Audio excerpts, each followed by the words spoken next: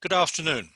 My name is Paul Langley. I'm an adjunct professor in the College of Pharmacy, University of Minnesota, but I'm not a trained pharmacist. I'm an economist with over 40 years experience, teaching in a number of different countries and publishing widely in the area of health technology assessment.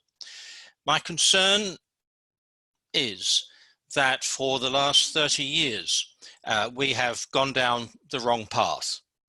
We have effectively built a series of imaginary worlds which have no scientific credibility. That's why I've entitled this presentation, After the Quali in Health Technology Assessment. Next slide.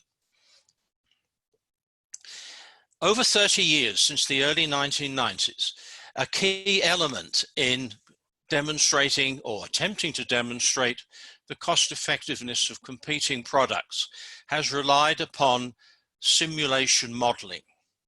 Lifetime models which have a number of assumptions built into them, but which actually are meaningless because there's any number of simulation models you can build depending upon the assumptions you want to make. And this is the fundamental flaw with the Institute for Clinical and Economic Review. They have pursued the creation of imaginary worlds, and they've made a number of assumptions which are in fact patently false. Possibly the most egregious assumption is the belief in the quality adjusted life year. Unfortunately, for those of us who know something about measurement theory in statistics and economics in particular, the quali is a mathematically impossible construct. Why? Because it defies the requirements of measurement theory. The utility score, which is popular, is actually an ordinal scale. Yet if you talk to ICER, they are convinced in their belief that the utility measure is more than an ordinal scale. It's actually what we call a ratio scale. That is, it enables you to undertake operations like multiplication. This is incorrect, but ICER continues. The argument I'm putting forward here is if we are to put this false approach to health technology assessment behind us, we have to reject ICER type quality models and their claims for cost effectiveness, and also their claims for a fair price and their claims for limiting access to pharmaceutical products. It's an unsustainable position. Unfortunately, ICER will continue, despite having been shown on numerous occasions that their methodology is impossible. ICER has nowhere else to go. Its business model rests on defying the standards of normal science and the creation of claims for pricing and access that are imaginary. So we need to move beyond the quali. What I've described as a new paradigm in health technology assessment is required. That is a different and more sophisticated framework for analyzing value assessments. Next slide. The new paradigm should rest on one simple requirement: meeting the standards for fundamental measurement.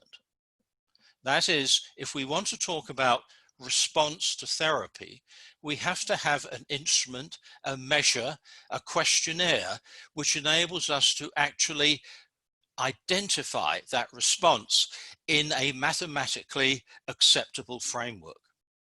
This is not new.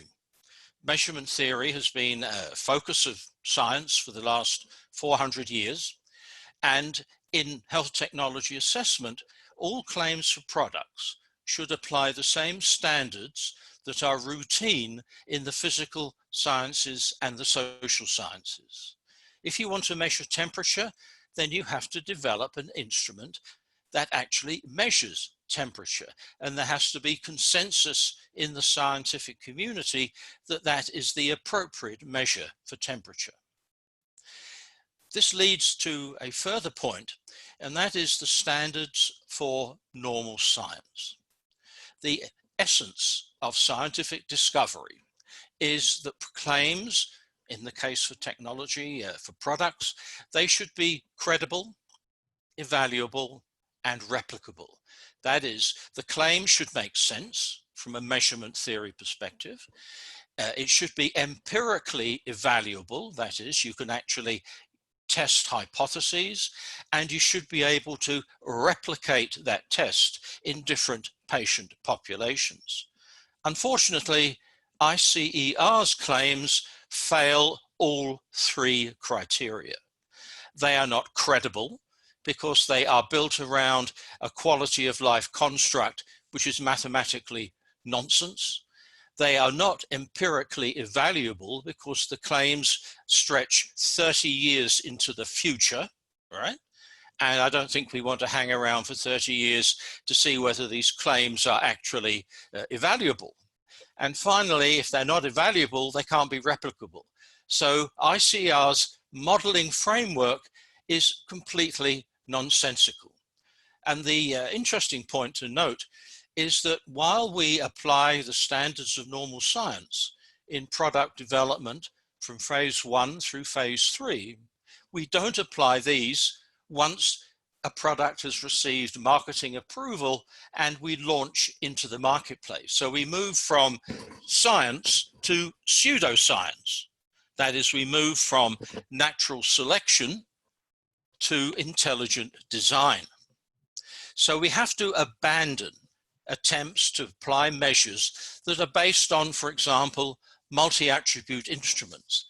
That is, instruments which attempt to collapse within their measurement framework a whole range of symptoms. This is unacceptable. We want to focus on particular attributes of a product. Claims must be specific to those attributes, and the attributes will differ from one product to another, from one target population to another. So we have to really focus on rethinking our focus in technology assessment. Next slide. And that focus should be on disease areas.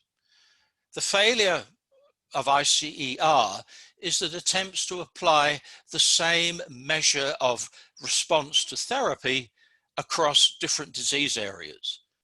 This ignores the unique attributes of particular products and their targeting for patient populations. So the focus in evaluating response to therapy to assessing value claims for a product should be focused on target populations within disease groups. Claims should relate to how patients and caregivers respond to therapy options, where the target population, for example, may be defined by the FDA indication. And let me emphasize this point again.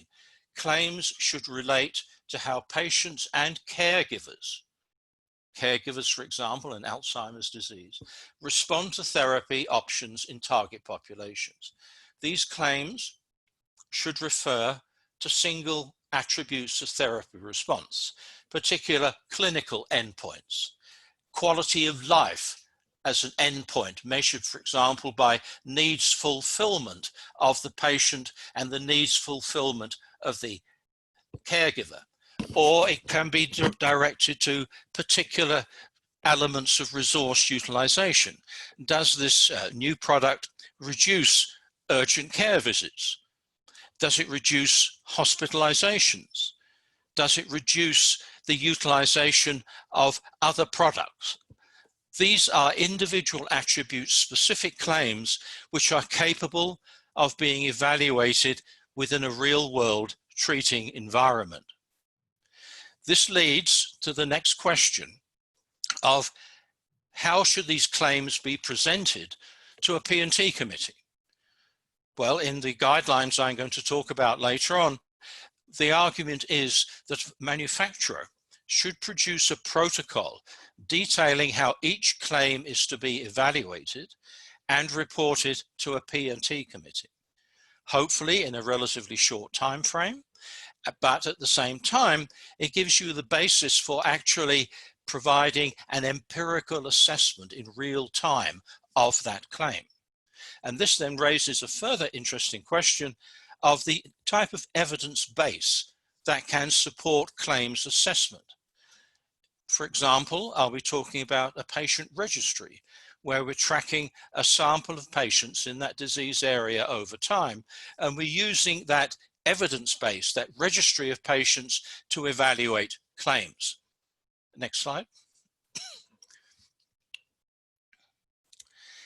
Let's consider in more detail where ICER is fundamentally flawed. We've talked about the imaginary QALY, but remember that ICER's entire business case rests on this imaginary construct, and they develop from this the concept of a fair price. That is, the model creates a lifetime cost per QALY, and you have a threshold which says we're not prepared to pay more than, say, $100,000 per QALY comparing product X to product Y. And on that basis, ICER comes up with its famous discounting recommendations. These are logically impossible. Any claim that ICER makes based upon its modeling for price discounting should be thrown out of the window. It's a complete nonsense because it's built on a QALY concept that is in fact mathematically impossible. A market price should be determined by negotiation, where parties to an exchange are satisfied with the price. While this is abstract, it points to the key roles of negotiating and contracting to achieve a provisional price. Why provisional? Because a price should be provisional, subject to the flow of information from initial and ongoing claims assessment. Price should be continually subject to review, and it is in many, many health systems. Annual reviews of pricing, tier position, subject to new information coming forward, or the entry of new products into that disease area. So the central role, as I see it, is in value contracting, an evidence-based, single attribute measures, and effective real-time reporting to decision makers, including patient advocates. We have ample experience in value contracting, and it's time we moved away from imaginary claims to actually sitting down round a table, putting the evidence in front of us and saying, what's a reasonable price that satisfies all parties? Next slide. The new paradigm, and this is the final step in my presentation, this new paradigm, this new framework is described and applied through the recently released Minnesota Guidelines for Formulary Evaluation. This has been developed with my colleagues from the College of Pharmacy, the University of Minnesota. We've issued 2 previous ones going back 5-6 years. This is a brand new version of the guidelines looking at the new paradigm we need to impose on technology assessment. It describes where we went wrong in detail, and it gives a very rational arguments for rejecting much of what we've done in health technology assessment.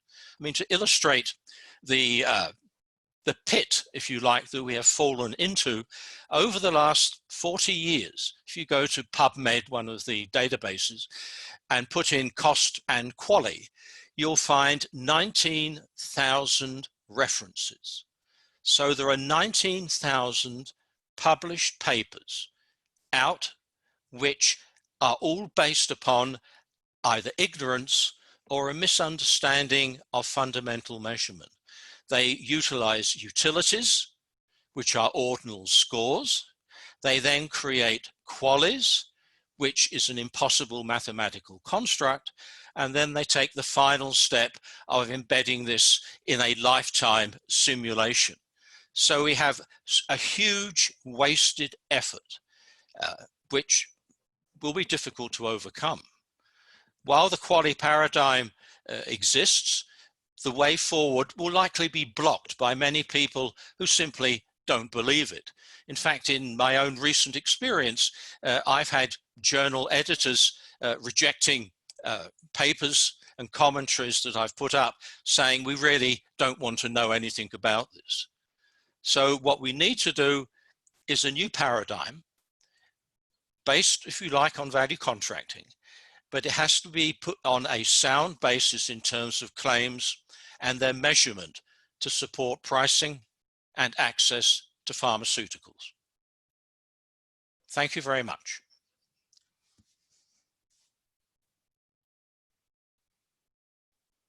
Any questions?